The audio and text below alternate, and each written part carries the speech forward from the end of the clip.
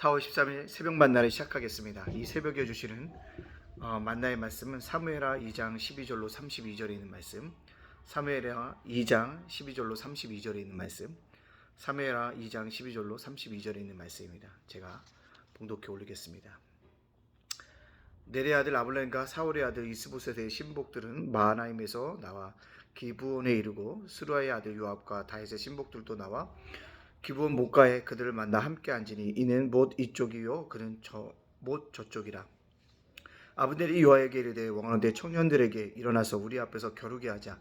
요압이 이르되 일어나게 하자 하매 그들이 일어나 그 수대로 나아가니 베냐민과 사울의 아들 이스보셋의 편에 12명이요 다윗의 신복 중에도 12명이라. 각기 상대방의 머리를 잡고 칼로 상대방의 옆구리를 찌르며 일제히 쓰러진지라. 그러므로 그것을 헬가 핫수림이라 일컬었으며 기브온에 있었더라. 그날의 전쟁이 심히 맹렬하더니 아브넬과 이스라엘 사람들이 다윗의 신복들 앞에서 패하니라.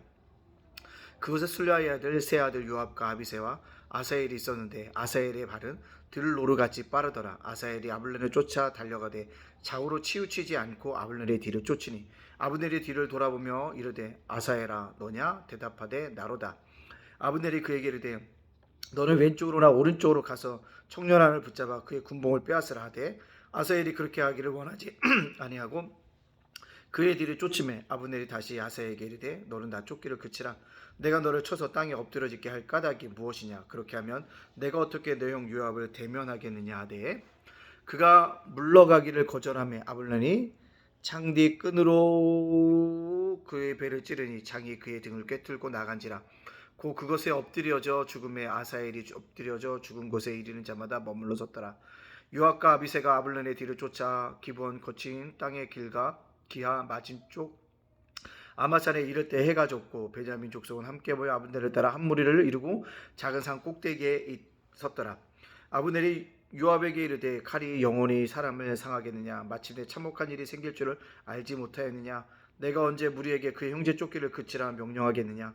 요압이 이르되 하나님의 세례와 계심을 두고 맹세하노니 내가 말하지 아니하였다면 무리가 아침에 각각 다 돌아갈 것이요 그의 형제를 쫓지 아니하였으리라 하고 요압이 나팔을 불며 온 무리가 머물러 서서 다시는 이스라엘을 쫓아가지 아니하고 다시는 싸우지도 아니하니라. 아브넬과 그의 부하들이 밤새도록 걸어서 아라바를 지나 요단을 건너 비드론 온 땅을 지나 마하나임에 이르니라.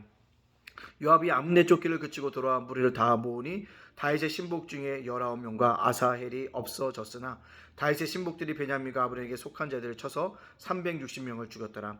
무리가 아사헬을 들어올려 베들레헴에 있는 그의 조상묘에 장사하고 요압과 그의 부하들이 밤새도록 걸어서 헤브론에 이를 때 날이 밝았더라. 아멘.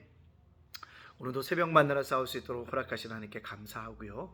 또한 오늘도 새벽 만나서 하루를 열어가시는 여러분들을 주님의 이름으로 축복합니다. 오늘도 주님이 함께 하시면 우리는 세상에서 승리할 수 있는 줄로 믿습니다. 여러분 때때로 무모한 도전을 해봤습니까? 옛날에 무한도전이라는 재미있는 예능 프로가 있었죠. 무모한 도전을 한다라는 것입니다. 근데 오늘도 보면 무모한 도전을 하고 있는 사람이 있습니다. 누굽니까? 유다 족속의 요압과 이스라엘 족속의 아브넬입니다. 둘 다 장군입니다. 싸움에 능한 자들입니다. 근데 그들의 1대1 싸움을 제안하고 받아들이고 12명씩 나가서 대결하게 되어집니다. 근데 결국 유다 족속의 승리를 끝나고 아브넬과 함께 심한 전쟁이 일어나서 유다 족속이 승리하게 되어지는 것을 볼 수 있습니다. 그래서 이스라엘이 드디어 후퇴하기 시작합니다. 그때 비극이 시작됩니다. 어떤 비극일까요? 요압의 동생이었던 아사엘이 아브넬만을 쫓아가서 죽이려고 하고 있다는 것입니다. 결국 아브넬에게 아사엘이 죽임을 당하고 만다라는 것입니다. 젊은이가 무모하게 쫓아갔고 아브넬은 계속적으로 다른 사람을 치던지 나를 쫓아오지 말라고 권면했지만 그렇게 하지 않았다는 것입니다. 여기서 알 수 있는 것이요, 요압과 아브넬의 경솔함입니다. 지도자로서 그런 싸움을 부추기지 마는데 싸움을 부추겼고, 또한 아사엘도 무모하게 자기보다 큰 실력이 좋은 사람을 대적함으로 말미암아 무모함에 의해서 생명을 잃었다는 것입니다. 따라서 이 땅을 살아가는데 우리가 하나님의 지혜가 필요한데 경솔함보다는 하나님의 지혜를, 무모함보다는 하나님의 지혜를 추구할 수 있는 우리 믿음의 백성이 되어줘야 되는 줄로 믿습니다. 아브넬이 뒤돌아보니까요, 이미 자기네가 승기를 놓쳤어요. 그러니까 요압에게 제안하죠. 그만 휴전하자. 더 피 흘릴 것이 무엇이냐라고 얘기하니까 결국 중지시킵니다. 그때 요압은 분명히 모든 책임이 아브넬에게 있음을 말하고 있음을 볼 수 있습니다. 근데요, 분명히 승리를 했어요. 누가요? 요압이. 근데요, 요압의 마음은 승리한 것 같지 않았다는 것입니다. 왜 그랬을까요? 자신이 사랑하는 동생이 죽었기 때문에 그렇습니다. 심적 고통이 분명히 컸을 것입니다. 물론 전사의 수를 비교해도 유다 족속은 20명, 아사넬을 포함해서요. 근데요, 이스라엘은 360명이 죽었어. 어마어마한 몇 배가 죽었다는 것입니다. 그러나 요압은 승리했으나 패배한 것 같았을 것입니다. 왜요? 동생이 죽었기 때문에 그렇습니다. 결국 전쟁은 상처만 남는 전쟁이었음을 우리에게 보여주고 있습니다. 또 한 가지 우리에게 보여주는 사실이 있다면 무엇입니까? 다윗이 점점 뭐한다? 힘이 강성해지고 있다는 사실들을 우리에게 보여주고 있습니다. 왜요? 하나님이 함께 하셨기 때문에 그렇습니다. 자, 그렇다면 오늘 이 말씀을 저와 여러분에게 적용시켜 보기를 원합니다. 여러분들 인생을 살다 보면 승리한 것 같으나 패배할 것 같은 것을 느낄 때가 있다는, 그런 감정에 빠질 때가 있다는 것입니다. 승리했어요. 근데 실질적으로 보면 자기가 패배한 것입니다. 오늘 요압이 그랬다는 거죠. 이스라엘과의 전쟁에서 승리했지만 결국 동생이 죽었다는 것입니다. 그걸 통해서 뭔가 패배를 일으켰다는 사실들을 볼 수가 있습니다. 여러분들, 이처럼 요압의 경솔함 때문에, 또한 동생이 무모함 때문에 죽음을 당한 것입니다.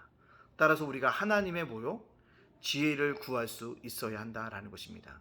우리의 전쟁은 누구를 죽이고 어떤 사람을 대적하는 것이 아니라 우리를 파멸의 길로 인도하고 죽음의 권세로서 사로잡히게 하는 사탄의 공격들을 이겨나가야 한다는 것입니다. 우리가 싸워야 할 대상은 내 이웃이 아니라 누구라고요? 사탄이라는 것입니다. 그것을 가지고 우리가 영적인 전쟁을 함으로 말미암아 패배한 것 같으나 승리하고, 승리해서 그 영원한 승리를 가질 수 있는 그런 믿음의 백성으로 가기를 원합니다. 그래서 승리했으나 패배를 당하지 않고 해서 하나님의 지혜로 살아가기 위해서 뭡니까? 말씀이 필요합니다. 그걸 가지고 살아가고 기도를 가지고 합니다. 그 기도를 가지고 살아감으로 말미암아 세상 속에서 승리할 수 있는 저와 여러분이 되어지길 원합니다. 오늘을 살아갈 때 주님과 함께 믿음의 길을 걸어가는 믿음의 백성들이 다 되어지시기를 주님의 이름으로 축복합니다. 승리했으나 패배한 요압처럼 살지 말고 패배한 것 같지만 늘 승리할 수 있는 말씀의 기도를 가지고 살아갈 수 있는 저와 여러분의 한 달이 되어지시기를 주님의 이름으로 축복합니다. 그것이 지혜입니다.